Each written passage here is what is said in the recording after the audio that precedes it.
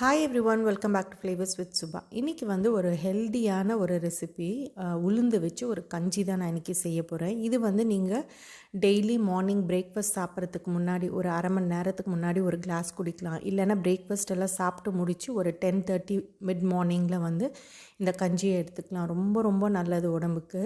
பசங்களுக்கெல்லாம் கூட நீங்கள் இதை கொடுக்கலாம், ரொம்ப நல்லது. ஸோ இப்போ வாங்க எப்படி பண்ணுறதுன்னு பார்க்கலாம். இப்போ ஃபஸ்ட்டு வந்து நான் இங்கே கொஞ்சம் கருப்பு உளுந்து எடுத்திருக்கேன். மேலே தோலோடு இருக்கிற உளுந்து. இது வந்து உடம்புக்கு ரொம்ப ரொம்ப நல்லது. உங்கள் டயட்டில் நீங்கள் ஏதாவது ஒரு வகையில் இதை சேர்த்துக்கோங்க.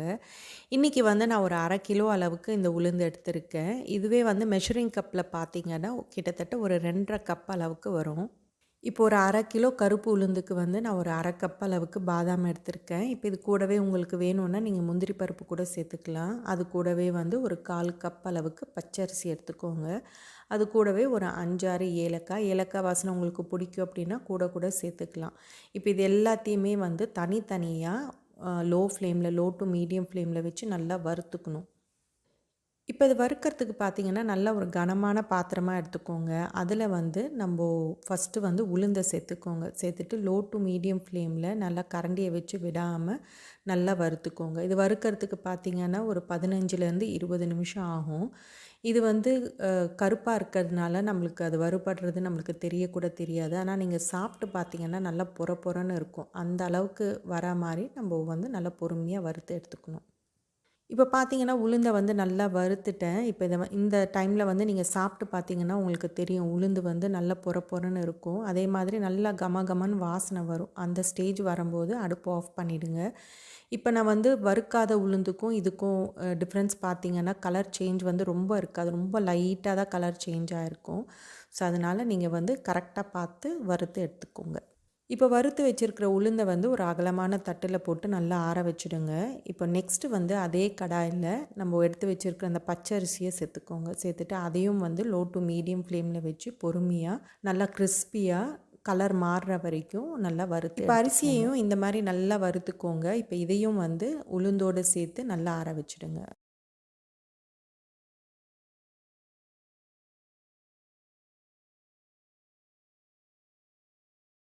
இப்போ அதே கடாயில் நம்ம எடுத்து வச்சுருக்கிற பாதாமியும் சேர்த்துட்டு நல்லா பொறுமையாக லோ டு மீடியம் ஃப்ளேமில் வச்சு இதையும் நல்லா வறுத்துக்கோங்க.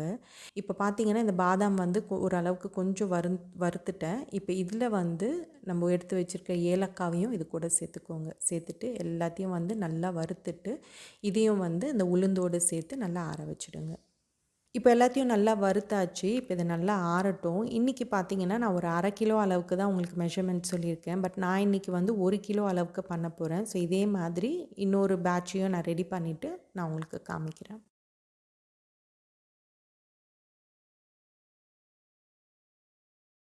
இப்போ பார்த்தீங்கன்னா, நான் செகண்ட் பேட்சும் ரெடி பண்ணிட்டேன். இப்போ இது வந்து நல்லா ஆறுன பிறகு மிஷினில் கொடுத்து நல்லா நைஸாக பவுடர் மாதிரி அரைச்சிட்டு வந்துட்டு நான் உங்களுக்கு காமிக்கிறேன்.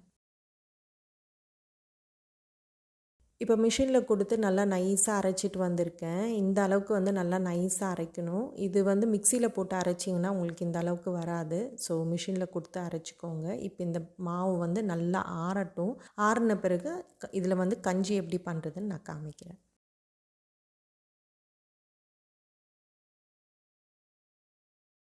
இப்போ கஞ்சி மாவு வந்து ரெடி ஆகிடுச்சு. நல்லா ஆறின பிறகு ஒரு ஏர்டைட் பாக்ஸ்லேயோ இல்லை ஜார்லேயோ போட்டு வெளியிலேயே நீங்கள் 2, 3 மாதம் வரைக்கும் கூட ஸ்டோர் பண்ணி வச்சுக்கலாம். ஒன்றுமே ஆகாது. இப்போ இந்த கஞ்சி பார்த்திங்கன்னா, எங்கள் வீட்டில் நாங்கள் எல்லாருமே குடிப்போம். வாரத்தில் 5 நாளும் இந்த கஞ்சியை நாங்கள் எடுத்துப்போம். இது வந்து லஞ்ச் பாக்ஸோடு நான் வந்து ஒரு ஃப்ளாஸ்கில் ஊற்றி பேக் பண்ணி கொடுத்துருவேன். ஒரு 10:30 மணி 11 மணிக்கு வந்து லஞ்சுக்கு முன்னாடி இது வந்து எடுத்துக்கிட்டால் ரொம்ப நல்லது. இதில் என்னென்னா இந்த கஞ்சி வந்து ரொம்ப டேஸ்டியாக இருக்கும். ரொம்ப கமகமன்னு நல்லா டேஸ்டியாக இருக்கும். இது எல்லாருக்குமே பிடிக்கும். பசங்களுக்கு கொடுத்தீங்கன்னா கூட இது வேண்டான்னு சொல்ல மாட்டாங்க. அவ்வளோ நல்லாயிருக்கும். ஸோ நீங்கள் ட்ரை பண்ணிங்கன்னா உங்களுக்கு தெரியும். இப்போ ஃபஸ்ட்டு வந்து இந்த உளுந்து கஞ்சி பண்ணுறதுக்கு நான் இங்கே ஒரு பாத்திரத்தில் கொஞ்சமாக தண்ணி சேர்த்துக்கிறேன். இன்றைக்கி வந்து 2 பேர் குடிக்கிற மாதிரி இந்த கஞ்சி செய்கிறேன். அதனால் நான் ஒரு பெரிய கப்பில் 3/4 கப் அளவுக்கு தண்ணியை வந்து இதில் சேர்த்துருக்கேன். இப்போ இந்த தண்ணி வந்து கொஞ்சம் நல்லா கொதிக்கட்டும். அதுக்குள்ளே நம்ம வந்து கஞ்சி மாவை கரைச்சிக்கலாம். இந்த கஞ்சி மாவு கரைக்கிறதுக்கு நான் இங்கே ஒரு பவுலில் ஒரு 3 டேபிள் ஸ்பூன் அளவுக்கு கஞ்சி மாவு சேர்த்துருக்கேன்.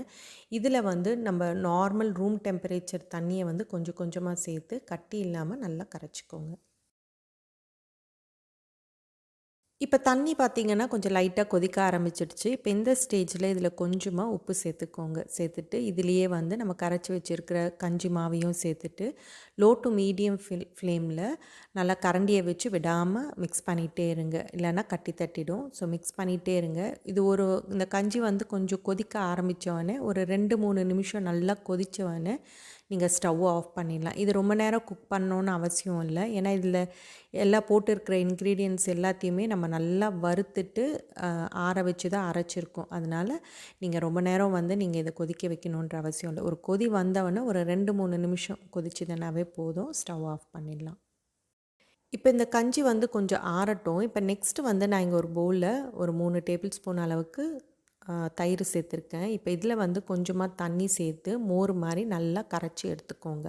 நான் எப்போவுமே வந்து மோர், உப்பு போட்டு தான் கஞ்சி குடிப்பேன். ஒரு வேளை உங்களுக்கு வேணும்னா நீங்கள் பால், நாட்டு சர்க்கரை போட்டு கூட இந்த கஞ்சியை குடிக்கலாம். ரொம்ப நல்லாயிருக்கும். பசங்களுக்கு வேணுமானா இந்த மாதிரி கூட நீங்கள் ட்ரை பண்ணலாம்.